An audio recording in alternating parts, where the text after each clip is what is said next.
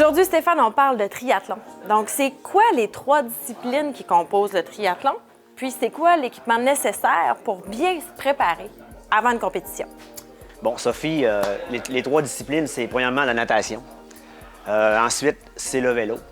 Et on va clôturer le triathlon avec la course à pied. OK. Si on commence par l'entraînement pour la natation, ce qu'on va faire, on va se préparer, souvent on va se préparer l'hiver en natation en piscine. On va utiliser certains équipements.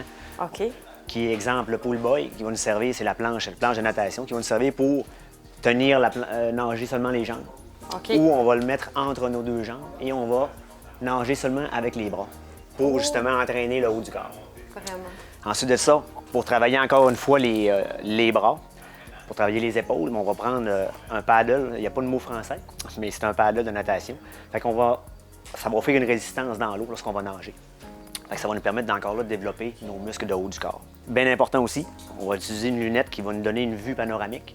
Cette vue-là va nous permettre de voir vraiment, lorsqu'on est en eau libre, il y a plusieurs nageurs. On veut essayer de voir avoir le maximum d'informations pour se diriger vraiment à la bonne place parce que chaque seconde est importante, on fait une course. Puis on fait ça en lac souvent, hein? Fait que ça va prendre un petit wetsuit. Exactement, oui, une combinaison thermique qui va nous garder au chaud. Mais ça va dépendre vraiment du moment où est-ce qu'on va faire le triathlon. Si l'eau est assez chaude, ils vont nous empêcher de mettre notre combinaison. Mais si l'eau est froide, à un certain degré, bien là, on va pouvoir porter notre combinaison qui va nous aider aussi à environ 10 il va nous aider à la flottaison. Okay. Elle va nous donner un avantage. Puis on va porter aussi sous notre wetsuit, notre combinaison, on va porter une combinaison tout d'un bout avec un léger coussin pour le vélo. Il va nous donner du confort lorsqu'on va être assis sur notre vélo. Puis c'est une combinaison qui est assez ventilée. On voit c'est une camisole. Il y a même des poches à l'arrière pour nous permettre d'avoir des gels, des petits trucs qui vont nous aider pendant la course. Donc on perd pas une seconde, on sort du lac, on enlève le wetsuit. On est prêt pour embarquer sur le vélo. Sur le vélo, exactement. Sur le vélo, nos souliers peuvent même être déjà sur le vélo. On va les enfiler en roulant les premiers mètres suite à la zone de transition. Puis, on voit que le vélo, il y a une forme un peu particulière. C'est un vélo qui est profilé. C'est un vélo qui va nous donner une position qui va être vraiment couchée sur l'avant du vélo. Ce que ça va faire, ça va nous donner un avantage pour la pénétration dans l'air.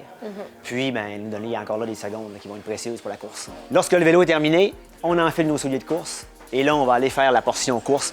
C'est souvent à ce moment-là que la course va jouer parce que là, dépendamment de notre force, mais on peut soit se faire rattraper ou rattraper des gens. Là. Puis, bien, ça va gagner ou être très fier de sa performance. Définitivement. Oui. Merci. Ça nous donne envie de l'essayer, de se dépasser. Excellent. Merci. Merci. Cette chronique vous a été présentée par la boutique VO2. VO2, entraîné pour mieux conseiller.